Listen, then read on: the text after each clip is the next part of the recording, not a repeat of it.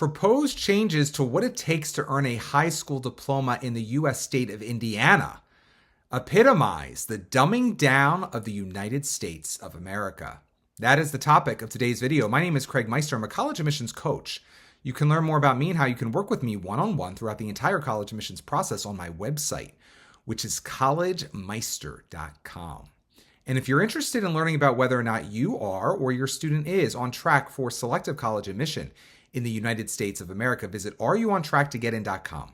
Again, that's areyouontracktogetin.com, at which you will complete a free 3-minute assessment. Your results will be emailed to you right away, and they will help you clarify whether or not you are or your student is on track for selective college admission in the United States of America.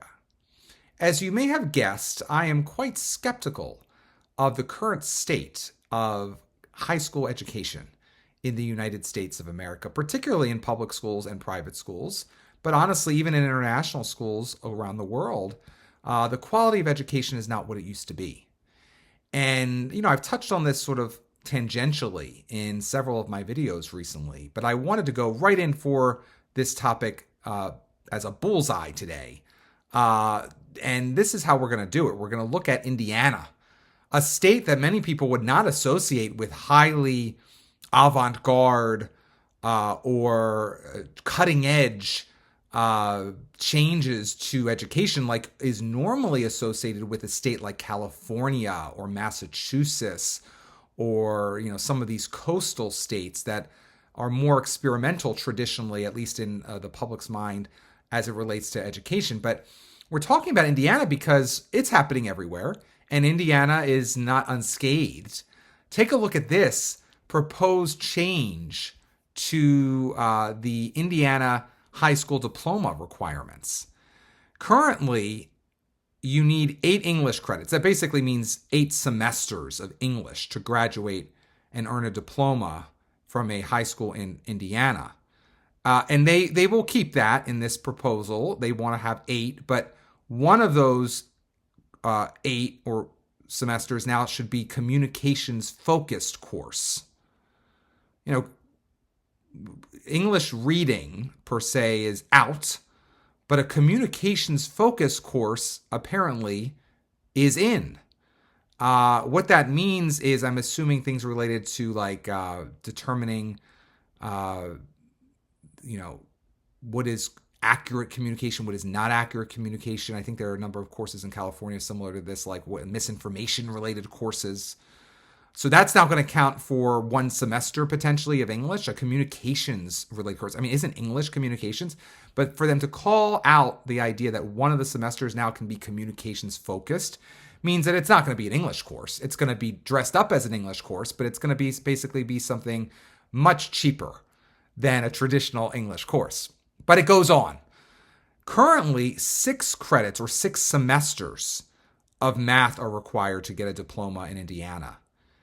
You need 2 credits or 1 year of Algebra 1, 1 year of geometry, and 1 year of Algebra 2. But they're now proposing to increase the number of semesters to 7. That basically means 3.5 years of math are going to be required, even though the most selective colleges and universities in the United States are expecting 4 years of math. Indiana is only going to go up to basically 3.5 as a requirement for the diploma. 1 year's worth of algebra will remain as a requirement, but now they're going to allow 1 semester of personal finance to count for math. Now, again, I am not against managing your own money and learning how to manage your own personal finances. That is actually a great idea. But just so you know, personal finance as a course has never been considered a core math course by the NCAA for athletics purposes to play at the D1 level. For the students who can barely read, but who still want to go play a particular sport in college, even NCAA would blush at the idea of having personal finance count as a math class, but not Indiana, apparently. Indiana is all in on the idea that 1 semester of personal finance can now count as a math. It's not a math. It's a social science. It's not a math. So just keep that in mind when you now see, 7 credits. They're increasing their math expectations in Indiana. Well, they're not, because they're only basically building that out from personal finance, which again is a lovely skill to have, and you should have it by the time you graduate high school. But that's not a math class. That's a sort of like personal etiquette class. Like, you should learn how to manage money and your finance. That is important, but again, that's much more of a social science. I think it's equally important as health or sex ed, but it's not a math. Health and sex ed are not math, and neither is personal finance. And then 4 additional math credits. What they're basically saying here is they're no longer going to require in Indiana for this proposed change to the diploma algebra 2 or geometry. So you could get really joke math classes filling this chasm now developed by what looks to be more advanced math expectations, but in fact are basically just the watering down of the math curriculum in Indiana for a high school diploma. Now, obviously, there are students who are going to go well above and beyond this, but what this is conveying to those who want to do the least is that they can be stupider by the time they graduate from high school, and they can still get a diploma. Now, in terms of science, again, they're increasing their expectations potentially from 6 credits or 6 semesters to 7 semesters. Biology will still be expected of students, but no longer will chemistry, physics, or integrated science be a requirement. Instead, 1 semester of computer science will be. And I'm not against computer science, but are we going to trade out chemistry and physics? These are long-standing traditional courses to understand sort of the way in which science works at the most basic levels of life and of atoms and molecules, everything. And just the forces of nature. And now we're trading that out for basically computer science and 2 additional science credits of some type, but they're not specified whether or not they can be or should be or must be chem or physics or integrated science. And then also 2 STEM focus credits will now count as science. Well, STEM, of course, includes engineering, math, technology. So this is, again, another huge watering down of the diploma expectations from traditional subject areas. And I understand a lot of people are very anti-traditional these days, but there was a reason that the United States got as far as it did for a time. It's because they were teaching in this country some basic information for everyone that was really valuable to have. But clearly the powers that be in education no longer believe that geometry, English, algebra 2, and core science courses such as physics and chemistry are truly foundational to success. And therefore, they're going to allow students to water down their juice, as they say, with something much different than the traditional high school expectations in order to earn your high school diploma. In the social sciences, we previously had 2 semesters of U.S. history. That continues to be an expectation of the proposed change in the Indiana high school diploma requirements. And also 1 semester of U.S. government.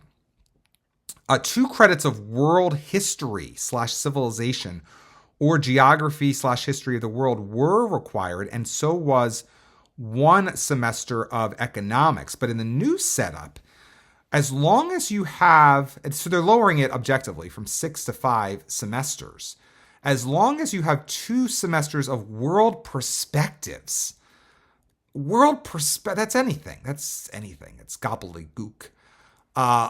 Including advanced world language or world-focused social studies, you can complete your history requirements, basically. They call it social science for credits because they don't want you to know history. That's really important. I majored in history at Penn at a time when history at Penn was one of the most popular majors at Penn. That no longer is the case, but let me tell you something. History has taken it the hardest. English has been, of course, sacrificed at the altar of SEL and other things, but and that's such a travesty, but history is the biggest victim of educators or education schools over the last 25, 45 years. They don't even say that you should have history requirements anymore. They're called social science requirements in high school. And as you see here in Indiana, they're watering it down from 6 semesters to 5 is what the proposal is. And they don't even expect any more great civilizations or civilization world history per se, as long as you have some world perspectives. I would assume that AP African American studies may fit that. I would assume that any course called like global studies, definitely AP human geography. Oh my God, what a joke class. And, some other courses that have some really glamorous sounding names would be included in that. But they are not history courses. And history is verboten. You cannot teach history too long in the United States of America these days without public school administrators or educators in particular, and education school deans and heads really being suspicious of you because they don't want you to know history. They want you to know maybe social science, but social science and history are not synonymous. And it's a travesty, a complete travesty. PE health goes down from 3 semesters to 2. So there are 2 physical education requirements. Currently, they're only going to take that down to 1 semester of moving your body. 2 was too much. So you wonder why everyone's fat as heck in the United States. You wonder why. John F. Kennedy, before he was unceremoniously taken off the scene, really tried very hard to promote physical strength and health in America's teens. And there's a lot of, obviously, conspiracies as to why JFK may have been taken out. But I would put very at the top of the list the fact that he wanted Americans to be healthy. That is not something that Indiana is in any way contradicting here. Indiana seems very much in line with the idea the fatter, the unhealthier teens are in high school, the better. They do not need even 2 semesters of physical education in the proposed new setup to earn your high school diploma. Health and wellness, of course, means, you could take a health class or a sex ed class or something else related to your psychological well-being. Maybe SEL will count for that. But, oh my gosh, what is happening here? Again, it's no wonder everyone has diabetes. And then directed electives. Currently, you need 5, but that's like sort of being discontinued. This category collapses of its own weight when foreign languages now count for social studies credit. And lots of kids don't even know English, so how are they going to learn a foreign language anyway? So forget about that. I mean, this is wild. Personalized electives now go from 6 to 12. Students are encouraged to utilize the new Readiness seals. They have this whole seal system. I'm not going to really get into these seals, but they basically have a seal for enrollment in college, a seal for employment, a seal for enlistment and service. And again, I'm not against these seals. That's sort of beside the point. It's sort of like little brownie points on your diploma or whatever, but that's separate. Overall, they're proud of the fact that they also are going to require now 1 credit of something known as college and career readiness. I guess there will be some course devoted to sort of exposing Indiana high school students to colleges and career readiness, like what options may exist after high school, which is a good idea. I'm not against that. But so 42 credits overall sounds, it's a more rigorous Indiana diploma now compared to the 40 that are currently required. And of course, Hoosier high school students have the opportunity to earn 60 credits total. So of course, there are going to be a lot of students, AP and IB students, who go well beyond these minimum diploma requirements. But as you see from reading the fine print, Indiana is dumbing down Indianans. That's no other way to put it. If this goes through, now they talk about the fact, I'll link the full article that I learned this about but they're talking about how they're going to go down to industry. Oh, that's great. Let's go to industry to find out what industry wants for our high school graduates. We've gone to like the college world and we've gone to the military. Now we'll go to industry to get a sense of what they're looking for. Well, that's industry is looking for cogs in a machine. That's what industry is looking for. So they're not going to bat an eyelash at the idea that they'll get more compliant or pliant or lobotomized 18-year-olds to work for them for benefits that no longer exist, but that their parents and grandparents had. So they're fine with the idea of dumbing down everything. It's very sad. This is sickening. And so when you hear me give you videos and I mention in passing, like the expectations are lower this year on this application or the essay requirements are lower, this is all part and parcel of the same puzzle, which is there really is a concerted effort to water down expectations at every level of education in the United States. And I find it sad, and it is going to destroy the United States. There's no question about it. When excellence is no longer valued, when intelligence and striving to learn and grow during these formative years is no longer pushed or a common value that educators have, it's the end. It's absolutely the end. And it's sad. It's sad. It's so sad. And I cry for the United States of America. This is well beyond who the president is or who your governor is. As you see, this is Indiana, a state that's traditionally considered like traditional stalwart of American values. Please. This is happening across the board in all 50 states because there's just too many individuals who benefit from watering it down. The powers that be in education don't want to have the high standards. That's it. If you enjoyed this video, and I don't know how you could, but if you enjoyed this video, please give it a thumbs up and consider subscribing to my channel. If you'd like to work with me one-on-one throughout the entire college admissions process, go to my website, collegemeister.com.